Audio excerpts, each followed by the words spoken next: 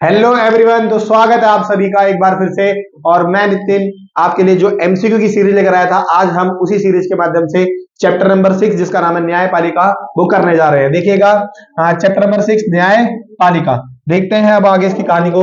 और जितने भी एमसीक्यू हैं उसे आज हम बहुत ही इत्मीनान से सॉल्व करेंगे, और ना केवल हम एमसीक्यू को सॉल्व करेंगे बल्कि उन एमसीक्यू के माध्यम से जो थ्योरी बनेगी उसे भी हम समझते हुए चलेंगे।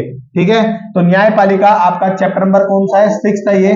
ठीक, न्यायपालिका वाला जो चैप्टर है, आपको अगर मैं बताऊं तो हमारे संविधान के अंदर भाग 5 में, किसमें? संविधान के अंदर भाग 5 में जो न्यायपालिका है उसका जिक्र है। और संविधान के भाग 5 में आर्टिकल 124 से लेकर आर्टिकल 147 तक किसका जिक्र है? न्यायपालिका का। क्लियर है? यानी कि वो 124 से लेकर 147 में लिखा हुआ है, यानी कि हमारे देश में एक सर्वोच्च न्यायालय यानी कि सुप्रीम कोर्ट होगा। ये बात कहां लिखी है? आर्टिकल 124 में। बाकी आर्टिकलों में इसके बनना, इसके कार्य, इसकी शक्तियां, जो भी तमाम चीजें हैं उनका जिक्र 124 से 147 के बीच में किया गया है। बात समझ गए? न्यायपालिका। देखिए, अगर मैं आपसे न्यायपालिका की बात करूं तो जो हमारे देश के अंदर न्यायपालिका है आप सभी जानते हो वो कैसी है? इकहरी न्यायपालिका है। लेकिन अगर मैं वैसे बात करूं तो आप बोलोगे भैया पिरामिड नुमा बनाई गई है। कैसी बनाई गई है? पिरामिड नुमा। जैसे सबसे ऊपर कौन होता है तो आप बोलोगे भैया सबसे ऊपर होता है सुप्रीम कोर्ट यानी कि सर्वोच्च न्यायालय। उसके बाद कौन होता है? High court. उसके बाद कौन होता है? District court. अच्छा, यहीं पर आप मुझे क्या बताओ कि हमारे देश में जो सुप्रीम कोर्ट है वो उसकी संख्या कितनी है? तो आप बोलोगे भैया हमारे देश में सुप्रीम कोर्ट की संख्या 1 है और वो दिल्ली में है। कहां है वो? दिल्ली के अंदर। और अगर आपसे क्वेश्चन पूछे कि हमारे भारत के अंदर भैया हाई कोर्ट की संख्या कितनी है तो आप बोलना भैया वो 25 है। तो हमारे भारत के अंदर बेसिकली राज्य तो 28 है पर हाई कोर्ट कितने हैं? 25। ऐसा क्यों? देखिए, एक हरियाणा जो हाई कोर्ट है और जो पंजाब हाई कोर्ट है वो दोनों का ही हाई कोर्ट चंडीगढ़ में है। और जो गुवाहाटी हाई कोर्ट है असम का, ठीक है, वो 3 राज्यों को संभालता है, असम को भी और अरुणाचल प्रदेश, और उसके बगल में एक राज्य है उसको भी संभालता है। तो मतलब हमारे भारत के अंदर ओवरऑल कितना हाई कोर्ट है? 25 हाई कोर्ट, यानी कि किन्हीं 3 राज्यों का हाई कोर्ट सेम है। ठीक है, और डिस्ट्रिक्ट कोर्ट क्या होते हैं? आप बोलोगे भैया ये हर जिले के अंदर एक होता है। बात समझ गए? नहीं समझ गए? आपसे कईयों बार वो एमसीक्यू में क्वेश्चन पूछा हुआ है कि हाई कोर्ट की संख्या कितनी है? 25। बात समझ गए? नहीं समझ गए? और भाग कौन से में लिखे है? 5 में। ठीक है, संविधान का सबसे बड़ा भाग 5 है और हाई कोर्ट केंद्र संघ वाले भाग में ही आता है। ठीक है ना, आर्टिकल 124 से 147। और अगर आपसे क्वेश्चन पूछे कि भैया अभी जो हमारे सुप्रीम कोर्ट यानी कि जो हमारी न्यायपालिका है किसमें? सर्वोच्च न्यायालय में। क्या बोला मैंने आपसे? हमारे सर्वोच्च न्यायालय के अंदर वर्तमान में कितने जज हैं? तो आप बताओगे भैया हमारे सर्वोच्च न्यायालय के अंदर अभी 34 जज है। कितने जज है? 34। और ये 34 जज 2 कैटेगरी से बने हैं। एक जिसे हम बोलते हैं चीफ जस्टिस ऑफ इंडिया जो एक है, और 33 जो है वो अन्य जज हैं जिन्हें जस्टिस ऑफ इंडिया बोलते हैं। क्लियर है? बात समझ गए? नहीं समझ गए? है ना। तो इनकी संख्या जो 34 है ये डिसाइड कौन करता है? संसद। तो क्वेश्चन पूछेगा कि सुप्रीम कोर्ट में जजों की संख्या कौन निर्धारित करता है? संसद। बात समझ गए? और अगर क्वेश्चन पूछे कि जो सुप्रीम कोर्ट में जज है इनको बनाने का कार्य कौन करता है तो आप बोलना इनको बनाने का कार्य करता है राष्ट्रपति। क्या करता है? राष्ट्रपति। ठीक है, तो हम जितने भी इंपॉर्टेंट फैक्ट्स हैं उन्हें पहले एक बार समझ लेते हैं, फिर आगे चैप्टर को आपको बहुत इजीली समझ में आ जाएगा। तो सुप्रीम कोर्ट के जज को बनाने की पावर किसके पास होती है? राष्ट्रपति के पास। अच्छा, अगर आपसे पूछिए ये जज कितने साल के लिए चुने जाते हैं तो आप बोलना भैया इनको 65 की एज तक के लिए चुना जाता है। हालांकि देखो हमारे संविधान में ये कहा गया है कि अगर सर्वोच्च न्यायालय का जो न्यायाधीश है वो या तो 6 साल पहले पूरे कर ले या फिर उसकी एज जो है वो कितनी हो जाए?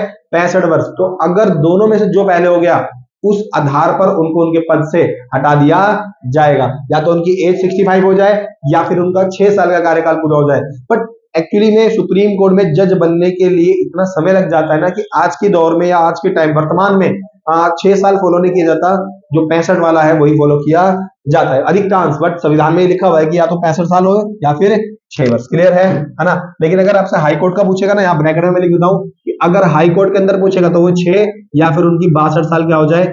एज हो जाए। या तो कार्यकाल 6 हो जाए या फिर 62 साल एज। ये हाई कोर्ट और डिस्ट्रिक्ट कोर्ट की है। ठीक है ना, बात ध्यान रखना। लेकिन सुप्रीम कोर्ट में कितनी आएगी ट्राइब्यूनल की एज? 65। अगर वो आपसे लिख देगा ना उच्च न्यायालय में पद रिक्ति या फिर आप अपने पद को छोड़ोगे, यानी कि उनका जो कार्यकाल है न्यायाधीशों का वो कितना है? उच्च न्यायालय और अधीनस्थ न्यायालयों में 62 वर्ष तक। और अगर आपसे पूछे उच्चतम न्यायालय या सर्वोच्च न्यायालय में कितना है तो वो 65 है। कंफ्यूज मत होना, कहीं आप ऑप्शन में आपको दोनों मिले और वो आप मार दो। ठीक है ना, क्लियर है। राष्ट्रपति किसको चुनते हैं? आपके सर्वोच्च न्यायालय के जजों को।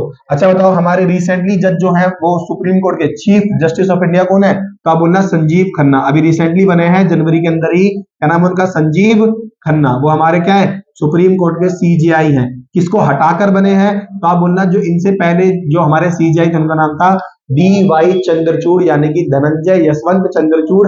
इनको रिप्लेस कर कर कौन बने हैं बताना जरा? संजीव खन्ना बने हैं। क्लियर है? अच्छा मुझे कमेंट के अंदर बताना है कौन से नंबर के हैं, कौन से नंबर के चीफ जस्टिस ऑफ इंडिया बने हैं। क्लियर? अच्छा एक बात मुझे याद आ गई कि डीवाई चंद्रचूड़ थे ना, मुझे बहुत अच्छा फैसला लगा इनका। जो डीवाई चंद्रचूड़ जी थे, इन्होंने ना हमारी, आप जानते हो न्याय की मूर्ति, तो जानते हो हमारी न्याय की मूर्ति जो आप देख पा रहे होगे यहाँ लगाया हुआ भी है, ये जो हमारी न्याय की मूर्ति है, बात समझ गए? इनके हाथ में तराजू है और एक हाथ में क्या है? देखो इनके एक हाथ में संविधान है। बात समझ गए? क्लियर है? तो ये जो न्याय की मूर्ति है, बात समझ रहे हो, इनका तराजू देखो बराबर है नहीं? क्लियर? यानी कि ये जो तराजू है ये किसी को भी भेदभाव के आधार पे नहीं तोलता कि आप कोई भेदभाव, कोई भी पक्षपात किया जाता हो न्याय में। न्याय में कोई पक्षपात नहीं होना चाहिए। तो जो हमारे संविधान की मूर्ति है, पहले इनकी आंखों पर ना पट्टी बंधी हुई थी। आपने बहुत सी मूर्ति देखी होगी, पहले जो हमारी न्याय की मूर्ति होती थी ना, उनकी आंखों में पट्टी बंधी होती थी। समझ गए नहीं समझ गए? लेकिन डीवाई चंद्रचूड़ जी ने फैसला दिया कि भाई हमारा कानून अंधा नहीं होना चाहिए, हमारे कानून को ये सब चीजों को ध्यान में रखना चाहिए कि कौन व्यक्ति क्या गलत है क्या गलत नहीं है। तो डीवाई चंद्रचूड़ जी ने फैसला सुनाया कि अब से जो हमारी न्याय की मूर्ति है उसकी आंख पर पट्टी नहीं होगी। तो अब जितनी भी आप न्याय की मूर्ति देखोगे ना कोर्ट वगैरह में, या फिर अब ऑनलाइन भी आप देखोगे, तो अब आपको जो न्याय की मूर्ति मिलेगी उसके आंख पर पट्टी नहीं मिलेगी। जबकि पहले क्या मिलती थी? न्याय मूर्ति की आंख पर पट्टी मिलती थी। तो ये पट्टी वाला फैसला किसने दिया था? डीवाई चंद्रचूड़ जी ने। क्लियर है? और अब जो न्याय मूर्ति, जो न्याय की मूर्ति उनकी आंखों से हटा दी गई है, पट्टी हटा दी गई है। क्लियर है? तो ओवरऑल हम व्यू लेते हुए चलते हैं अब और देखते हैं हम पहला क्वेश्चन। क्लियर है? समझ गए? देखो बेसिकली मैंने बताया था हमारे जो देश के अंदर सरकार है, हमने सरकार को 3 स्तर के अंदर बांट दिया, यानी कि सरकार के 3 स्तंभ हो गए। एक संसद जिसे हम विधायिका बोलते हैं, एक कार्यपालिका और एक न्यायपालिका। तो संसद का कार्य क्या था? संसद का कार्य था कानून को बनाना, और कार्यपालिका का काम क्या था? कार्यपालिका का काम था कानून को लागू करवाना। तो अगर क्वेश्चन पूछे न्यायपालिका का कार्य क्या है, तो भैया सिंपल सी बात है, न्यायपालिका का नाम ही क्या है? न्यायपालिका। तो उसका काम है न्याय का पालन करवाना। क्या करवाना? न्याय का पालन करवाना। जो संसद द्वारा बनाए गए कानून है, यदि व्यक्ति उनका उल्लंघन कर रहा है, कोई व्यक्ति संविधान का उल्लंघन कर रहा है, तो उसे दंडित करना, ये किसका कार्य है? न्यायपालिका का। तो न्यायपालिका का काम क्या है? न्याय करना। क्या है? न्याय। देखो शासन चलाने का काम कौन करता है भाई? कार्यपालिका। ठीक है ना? शासन चलाने का काम कौन करता है? कार्यपालिका। क्लियर? देखो अगर आपको मैं और समझाऊं ध्यान से, तो आप ना एक बार ऑप्शनों को भी देखते हुए चला करो। देखो है ये एक क्वेश्चन, बट इस एक क्वेश्चन के माध्यम से आप जब इन ऑप्शन के माध्यम से भी कई क्वेश्चनों को सॉल्व कर लोगे, तो ये नहीं है कि आप एक ही क्वेश्चन कर रहे हो, आप एक क्वेश्चन के माध्यम से हो सकता है 5 से 10 क्वेश्चनों को सॉल्व कर लो। ठीक है? पूछ सकता है बजट तैयार करने का काम किसका होता है, तो आप बोलना वित्त मंत्रालय का। भैया अगर क्वेश्चन पूछ ले कि बजट कौन बनाता है, तो आप बोलना वित्त मंत्रालय। ठीक? और बजट पास करने का काम किसका होता है, तो आप बोल देना संसद का। ये काम किसका होता है? संसद का। क्लियर? नेक्स्ट क्वेश्चन देखते हैं अब हम लोग क्या बोल रहा है। कह रहा है निम्न में से किस देश में न्यायपालिका के पास न्यायिक पुनर्वलोकन की शक्ति है? देखो यहां पर एक वर्ड आया न्यायिक पुनर्वलोकन या न्यायिक पुनर्निरीक्षण, पुनर्निरीक्षण। देखो बेसिकली मान लीजिए, आप एक बात समझो, हमारे देश में जो संसद है, क्या है? जो संसद, संसद का काम क्या है? तो आप बोलोगे भैया हमारे देश में संसद का काम है कानून को बनाना। बिल्कुल ठीक बात है भाई, ये संसद क्या कार्य करती है? कानून को बनाती है। लेकिन ऐसा भी तो हो सकता है कि कभी संसद के माध्यम से, या जो सत्ता बैठी है संसद के अंदर, जो सरकार को चलाने वाले लोग हैं, वो कोई ऐसा कानून बना दे जो संविधान का उल्लंघन करता हो। क्या करता हो? संविधान का उल्लंघन। बात समझ गए? वो संवैधानिकता जो है संवैधानिक ना हो। तो ये पावर संविधान ने किसको दी कि अगर संसद द्वारा कोई कानून ऐसा बना दिया जाता है जिससे संविधान का उल्लंघन हो रहा है, या फिर वो संवैधानिक नहीं है, तो उस संसद द्वारा बनाए गए कानून की जांच करने की जो पावर है, पुनः निरीक्षण की जो पावर है, वो किसको दी गई है? सुप्रीम कोर्ट को। किसको दी गई है? Supreme court. अच्छा ये नहीं है कि संसद ही, चाहे वो राज्य सरकार हो चाहे वो केंद्र सरकार हो, दोनों ही अगर ऐसा कानून बना देते हैं जो या तो संविधान के खिलाफ है या मौलिक अधिकारों के खिलाफ है, तो उस कानून को रद्द करने का काम, उसे खत्म करने का काम कौन किसके पास है? संसद के पास, सॉरी सुप्रीम कोर्ट के पास है। किसके पास है? सुप्रीम कोर्ट, ठीक है ना। और मैंने बताया था ना सुप्रीम कोर्ट किससे करता है? ये आर्टिकल 13 से, अल्पीकरण बोलते हैं उसको। क्या बोलते हैं? अल्पीकरण, ठीक है ना। क्लियर। तो ये जो प्रावधान है कि हम किसी भी संसद द्वारा बनाए गए कानून की जांच कर सकते हैं, भारत के संविधान में भी है। और हमने ये कहां से लिया था? तो हमने ये बोरो किया था किसके देश संविधान से? अमेरिका के संविधान से। यानी कि हमने ये प्रावधान अमेरिका के संविधान से लिया था। क्लियर है। तो उसका आंसर क्या होगा? अमेरिका। क्लियर। नेक्स्ट क्वेश्चन देखते हैं हम लोग। कह रहे हैं किस देश में न्यायपालिका स्वतंत्र है? देखो बेसिकली बहुत से देशों में न्यायपालिका स्वतंत्र है, बट कई देश जैसे चाइना हो गया, आपका सोवियत संघ हो गया, पाकिस्तान, कई देशों में ना न्यायपालिका का ना लोग बाग अपने कंट्रोल में रखते हैं। एक्चुअली में न्यायपालिका को जब कोई सरकार या सत्तारूढ़ पार्टी अपने कंट्रोल में करे और न्यायपालिका सरकार के अनुसार कार्य करे तो उसे हम बोलते हैं प्रतिबद्ध न्यायपालिका। ठीक है। क्लियर है। ऐसा उन देशों में होता है जहां या तो तानाशाही हो या राजतंत्र हो या फिर एक असंवैधानिक सरकार हो, वहां पे जो चुनाव के माध्यम से नहीं, वो जनता को दबाकर डर के भय के रूप में शासन चला रही है। ठीक। तो देखो आप चीन के अंदर यही सिस्टम है। चीन के अंदर आप देखोगे लोकतंत्र के नाम पर कुछ भी दब्बा है वहां पे। ठीक। पाकिस्तान के अंदर भी बड़ा बेकार हालत है। सोवियत संघ के अंदर भी कम्युनिस्ट पार्टी का ही वर्चस्व है। संयुक्त राज्य अमेरिका, तो संयुक्त राज्य अमेरिका की जो न्यायपालिका है ना, पूरी दुनिया में नंबर 1 न्यायपालिका में आती है। बात समझिए, बहुत ताकतवर न्यायपालिका है। और सेकंड नंबर पे आती है भारत की न्यायपालिका। मतलब अमेरिका की न्यायपालिका अपने आप में एक सरकार है वो। क्लियर। उसके फैसले कोई मना नहीं कर सकता जल्दी से। ठीक है। और क्वेश्चन नंबर 4 देखते हैं। कह रहे हैं शक्तियों की पृथक्करण के सिद्धांत का समर्थन किसने किया? देखो शक्तियों की पृथक्करण का सिद्धांत का मतलब क्या है? पावर का सेपरेशन कर देना। जब मैं किसी पावर को, किसी कार्य को कई लोगों में बांट देता हूं तो मैं उसे बोलता हूं पृथक्करण। इससे क्या होता है कि किसी व्यक्ति को ये नहीं लगता कि मैं बहुत पावरफुल हूं। जैसे अगर मान लीजिए मैं अपने देश के अंदर सारी पावर राष्ट्रपति को दे दूं, ठीक है, तो वो एकात्मकता की तरफ चले जाएगा कि उनके पास क्या हो गया? एकात्मक व्यवस्था आ गई। ठीक। जैसे कई देशों में है, जैसे राजतंत्र में हुआ करता था, राजा के पास सारी शक्तियां हुआ करती थी, तो उसे बोलते हैं एकात्मक शासन। हालांकि इसके बाद जो मैं चैप्टर कराऊंगा ना आपको संघात्मक व्यवस्था वाला, उसमें मैं आपको आराम समझाऊंगा कि एकात्मक, अर्धसंघात्मक, या फिर आप देखोगे कि अर्ध आदर्शीय, ये सब चीजें क्या होती हैं। ठीक है ना। क्लियर। तो पृथक्करण का मतलब होता है जहां पर पावर को या फिर कार्य को बांट दिया जाता है। तो आप देखोगे मैंने अभी बताया था कि जो संसद है हमारे देश के अंदर, जो कार्यपालिका है और जो न्यायपालिका है, हमने उन तीनों के कार्य बांट दिए हैं। क्लियर। हमने कभी संसद का काम कानून बनाना होगा नहीं, और कानून देश चलाने वाले कार्य कौन करेगी? संसद। कार्य को पालन करवाने वाला, देश का एडमिनिस्ट्रेटिव संभालने का काम कौन करेगी? कार्यपालिका। और न्याय यानी कि जस्टिस करने का काम कौन करेगा? न्यायपालिका। तो तीनों एक दूसरे के कामों में हस्तक्षेप नहीं कर सकते। जैसे न्यायपालिका कानून नहीं बना सकती, समझ गए, और कार्यपालिका किसी को सजा नहीं दे सकती। ठीक है ना। और कार्यपालिका और न्यायपालिका दोनों कानून नहीं बना सकती। तो ये हमने क्या करा? पावर को बांट दिया। तो ये सिद्धांत देने वाला व्यक्ति कौन था? मोंटेस्क्यू। क्या नाम था उस बंदे का? मोंटेस्क्यू। और इन्होंने अपनी एक बुक भी लिखी थी, द स्पिरिट ऑफ लॉज। बात समझ गए। देखो क्वेश्चन भी आएगा शायद, है ना। हाँ, कहते हैं ना मोंटेस्क्यू की प्रसिद्ध पुस्तक का नाम क्या था? इनकी प्रसिद्ध पुस्तक का नाम था the spirit of the launch. बात समझ गए। क्लियर है। क्वेश्चन पूछ सकता है आपसे। नेक्स्ट क्वेश्चन देखो क्या बोल रहा है कि न्यायपालिका की स्वतंत्रता के लिए आवश्यक है। भाई एक्चुअली में जो हमारे देश के अंदर न्यायपालिका है ना, वो स्वतंत्र रहे। क्या रहे? वो स्वतंत्र रहे। इसके लिए हमने क्या व्यवस्था की है? तो हमने कहा कि जो न्यायपालिका की स्वतंत्रता है भैया वो बहुत महत्वपूर्ण है। क्यों? क्योंकि यदि न्यायपालिका स्वतंत्र नहीं होगी तो देश में अराजकता फैल जाएगी। जो धनी लोग हैं वो न्यायपालिका पर अपना वर्चस्व जमा लेंगे और अपने अनुसार न्याय करने लग जाएंगे। भाई कोई भी केस होगा, मान लीजिए उनके बेटे ने किसी को मार दिया या फिर कोई भी उन्होंने क्राइम कर दिया, तो वो तो पैसा भरेंगे और बाहर आ जाएंगे, और गरीब आदमियों को भी न्याय नहीं मिल पाएगा। इसीलिए हमारे देश में न्यायपालिका का स्वतंत्र होना जरूरी है, ताकि वो बिना गरीबी, अमीरी, पक्षपात, ऊंच नीच, इनके बिना, ऊपर उठ के इनसे बिना डर और बिना भय के तो न्याय प्रदान कर सके। क्लियर है। इसीलिए उसकी स्वतंत्रता जरूरी है। इसलिए देखो न्यायपालिका की स्वतंत्रता के लिए कई सारे प्रयास किए। जैसे न्यायपालिका की नियुक्ति किसके द्वारा की जाती है?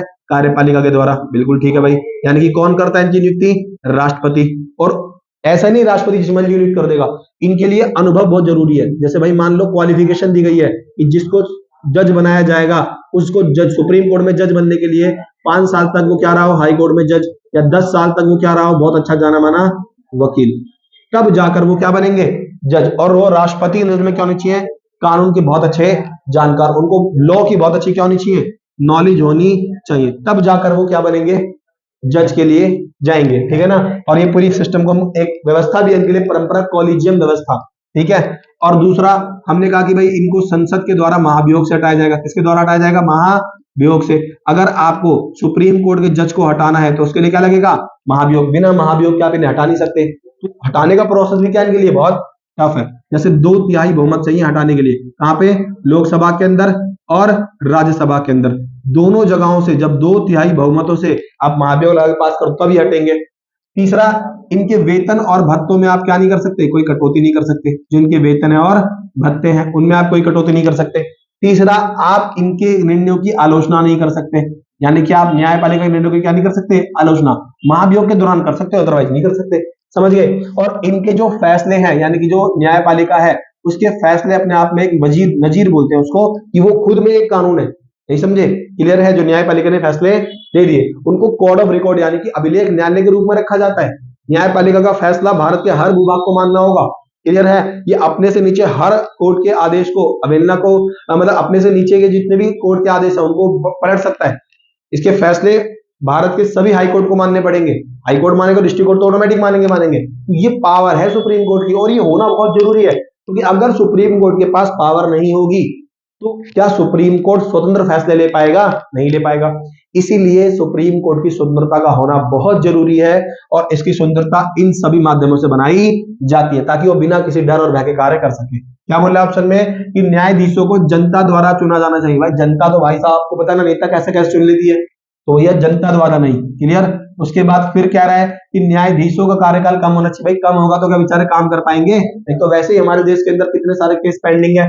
न्यायाधीशों की नियुक्ति कार्यपालिका द्वारा होनी चाहिए। तो ठीक है भाई, ये मैंने पढ़ाया किसके द्वारा होती है?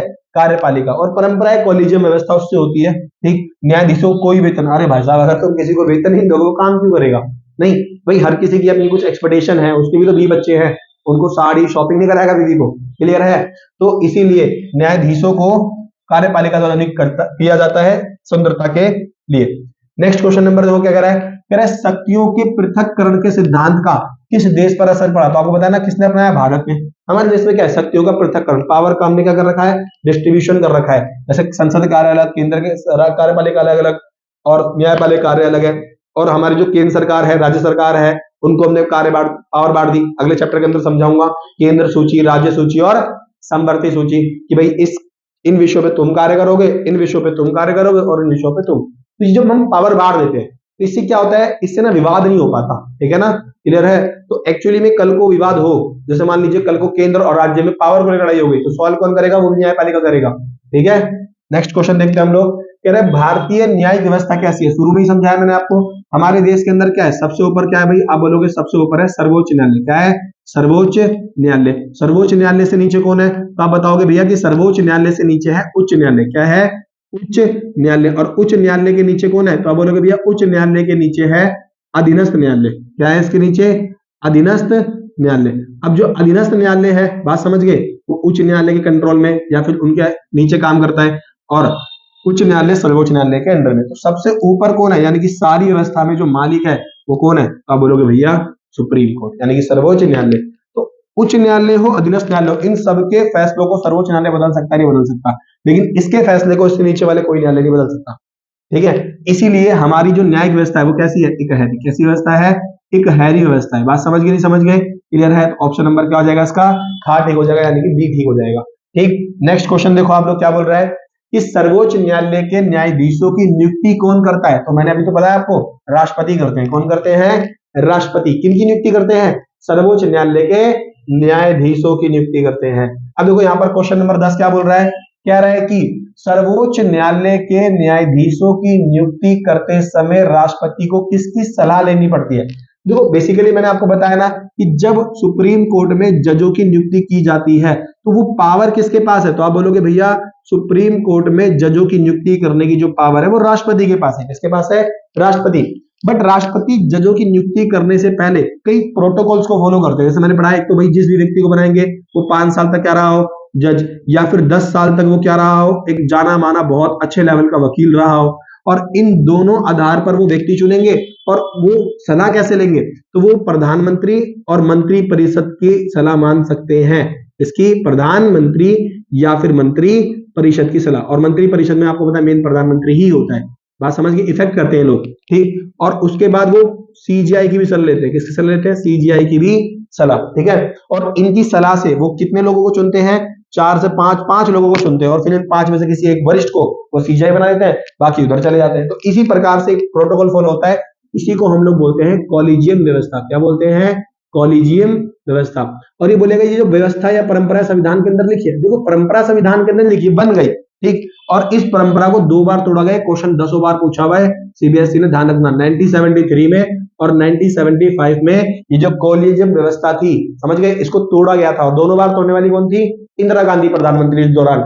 और इस टाइम पर किसको बनाया गया था? सीजीआई एएन रे को। किसको बनाया गया था? एएन रे को। और इस टाइम पर किसको बनाया गया था? एमएच बेग को। किसको बनाया गया था? एमएच बेग को। ये बात मेरे ध्यान में रखना, ठीक है ना। तो यहाँ पर ऑप्शन देखा देखा, गृह मंत्री नहीं भाई, उपराष्ट्रपति नहीं भाई, मुख्य न्यायाधीश नहीं भाई, प्रधानमंत्री। क्लियर है? किससे सलाह लेंगे? वो प्रधानमंत्री से। क्लियर? नेक्स्ट क्वेश्चन देखो क्या बोल रहा है, कह रहा है सर्वोच्च न्यायालय के न्यायाधीश अपने पद पर रह सकते हैं। भाई मैंने अभी तो बताया आपको कि अगर वो हाई कोर्ट का जज है या फिर वो डिस्ट्रिक्ट कोर्ट का जज है तो वो कितने साल तक रहेंगे? 62। लेकिन सुप्रीम कोर्ट का जज कितने साल तक रहेगा? 65 साल की आयु तक वो अपने पद पे रहेंगे। उसके पहले हटाने के लिए क्या होना चाहिए? आपके पास प्रूफ होना चाहिए, कदाचार या असमर्थता के कारण आप उन्हें हटा सकते हो संसद के द्वारा महाभियोग से, दोनों सदनों में 2/3 बहुमत से पास करने के बाद। क्लियर? समझ गए? नेक्स्ट क्वेश्चन क्या कह रहा है कि निम्नलिखित में से कौन न्यायपालिका का नहीं है? कौन सा कार्य न्यायपालिका का नहीं है? भाई मैंने भी तो बताया कि न्यायपालिका का काम क्या है। देखो न्यायपालिका का काम है देश के अंदर चल रहे सभी गंभीर मुद्दों पर क्या करना? न्याय करना। जैसे मान लीजिए कहीं बहुत बड़ा क्रिमिनल केस हो गया और बहुत हाईलाइटेड मुद्दा हो गया, वो न्यूज वगैरह हर जगह आ गया, तो हो सकता है न्यायपालिका उसे अपने अधीन ले ले। या फिर हो सकता है केंद्र और राज्य लड़ाई, न्याय करने का काम हो गया। समझ रहे हो कि नहीं समझ रहे हो? संविधान की रक्षा करने का काम हो गया, संविधान की व्याख्या करने का काम हो गया। समझ गए? क्लियर है? तो ये सारे काम किसके हैं? न्यायपालिका के। संविधान की रक्षा करने का काम किसका है भैया? न्यायपालिका का। न्यायिक अवलोकन जो मैं पीछे समझा कर संसद द्वारा बनाया गया किसी भी कानून की जांच करने का काम किसका है? न्यायपालिका का।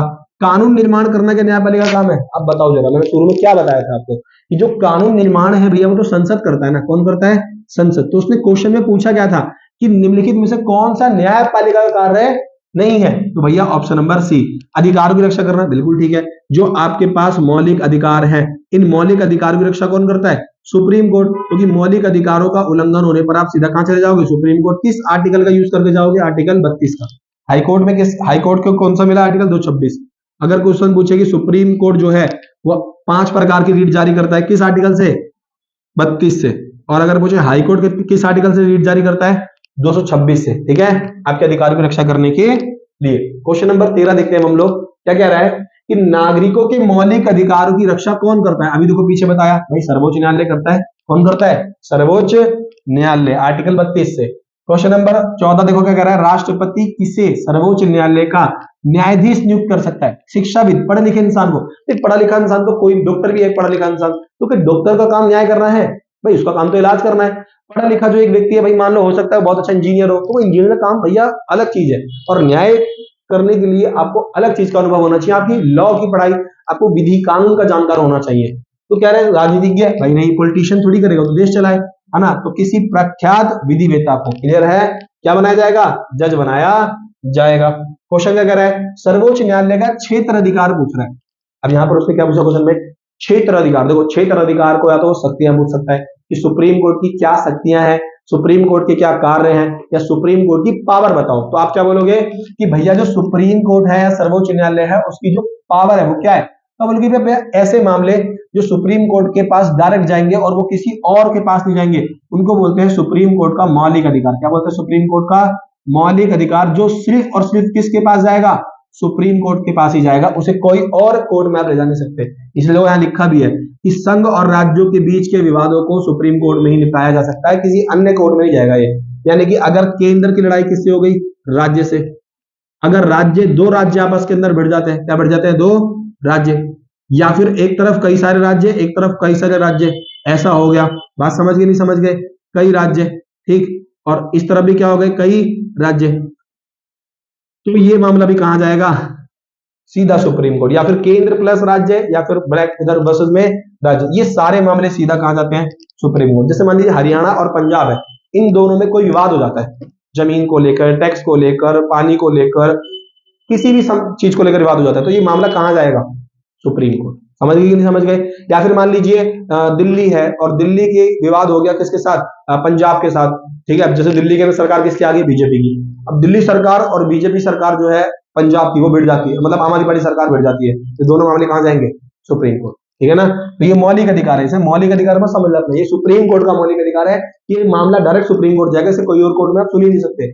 उसके बाद अपील है, देखो दीवानी मामले और फौजदारी मामले, देखो दो प्रकार के मामले होते हैं। एक मामले होते हैं जिन्हें हम बोलते हैं दीवानी, है ना, ये दीवानी मस्तानी वाला मामला नहीं, और एक होता है फौजदारी। ठीक है ना? ये दोनों मामले पता होने चाहिए आपको। देखो जितने मामले जमीन से, जायदाद से, संपत्ति से जुड़े होंगे, जमीन, जायदाद, बात समझ गए नहीं समझ गए? संपत्ति, इनसे जुड़े मामले होंगे, बात समझ गए? ये मामले किस में आएंगे? दीवानी में। जितने लूट, हत्या, बात समझ गए, डकैत, चोरी, जितने भी क्रिमिनल मामले हैं वो सब किस में आते हैं? फौजदारी में। ठीक है ना? जितने भी वो वाले केस है फौजदारी में जाएंगे, जितने दीवानी मामले वो उसमें जाएंगे। ठीक है ना? तो यही बोलते दीवानी फौजदारी। तो अगर आपने कोई हाई कोर्ट में या डिस्ट्रिक्ट कोर्ट में आपके ऊपर कोई दीवानी या फिर अपीलीय या फौजदारी मामला चल रहा था और आपका फैसला आया, बट आप उस फैसले से खुश नहीं हो और आपको लगा मुझे न्याय नहीं मिला, तो आप उस फैसले के खिलाफ हाई सुप्रीम कोर्ट में क्या कर सकते हो? अपील कर सकते हो। और अपील करोगे तो ये नहीं है कि वो आपकी अपील एक्सेप्ट ही कर लेगा, नहीं समझे? अपील एक्सेप्ट होगी तब आपका केस वो सुनेगा। समझ गए नहीं समझ गए? तो ये सुप्रीम कोर्ट के पास पावर है कि वो अपने से नीचे अधीनस्थ न्यायालयों की भी अपील को सुन सकता है। और सलाह का अधिकार, देखो राष्ट्रपति जो है हमारे देश के अंदर, राष्ट्रपति को किसी भी संवैधानिक मामलों पर सलाह देने का काम कौन करता है? Supreme court. लेकिन एक बात ध्यान रखना कि ना तो राष्ट्रपति सलाह मांगने के लिए मजबूर है और ना देखो मान लीजिए राष्ट्रपति ने कोई सुप्रीम कोर्ट सलाह मांगी, अब सुप्रीम कोर्ट मजबूर नहीं है कि वो सलाह देगा ही देगा, वो उसका मन नहीं देगा, नहीं तो नहीं देगा। ठीक है? और राष्ट्रपति का मन है तो मानेगा, नहीं तो नहीं मानेगा। तो दोनों चीजें ध्यान रखना। अच्छा, ये किस आर्टिकल से सलाह मांगता है? 143 से। ठीक है ना? ध्यान रखना 143 का मतलब इधर वो नहीं है जो आप सोचो कि सुप्रीम कोर्ट और हाई कोर्ट दोनों एक दूसरे पे कुछ कुछ बोल ले। और एक रह गया ना यहाँ पर रीट, तो आपको बताना आर्टिकल 32 का यूज करके 5 प्रकार के रीट कौन लागू करता है? Supreme court. और हाई कोर्ट 226 है। विशेष अधिकार क्या है? कि सुप्रीम कोर्ट अपने से नीचे किसी भी कोर्ट के फैसले को बदल सकता है, ये उसका विशेष अधिकार। और अपना कोई फैसला देगा ना, उसके नीचे के सभी कोर्ट को मानना पड़ेगा। क्लियर है? अब क्वेश्चन नंबर यहाँ पर देखो क्या है? 17। क्वेश्चन नंबर 17 और ये आपका लास्ट क्वेश्चन है। ठीक है? इसके बाद हम अपना चैप्टर पढ़ेंगे संघवाद, और संघवाद को हम देखेंगे आप इस वीडियो के बाद। अगर आपने से पहले 5 वीडियो में बना चुका हूं चैप्टरों की, उन्हें नहीं देखी है तो कृपया उसे जरूर देखें, ये हमारे 6ठे चैप्टर की वीडियो है। इसके बाद 7वां चैप्टर बनाऊंगा मैं संघवाद, फिर हम इसके अंदर पढ़ेंगे इसका स्थानीय शासन के एमसीक्यू। ठीक है ना? तो आई होप आप सारी वीडियो देख रहे होंगे। क्लियर? नेक्स्ट देखो आप क्या बोला है, लास्ट क्वेश्चन है, निम्न में से कौन सर्वोच्च न्यायालय से परामर्श ले सकता है? अभी तो पढ़ाया राष्ट्रपति। ठीक, लेकिन मैंने क्या बोला कि ना तो राष्ट्रपति जो सलाह सुप्रीम कोर्ट ने दी है उसे मानने के लिए राष्ट्रपति बाध्य नहीं है, और न्याय ही सर्वोच्च न्यायालय सलाह देने के लिए बाध्य है। मतलब दोनों की मर्जी है, वो सलाह मांगे या ना मांगे, और ये दे या ना दे। क्लियर है? समझ गए? और इसी के साथ हम अपने एमसीक्यू को यहाँ पर खत्म करते हैं।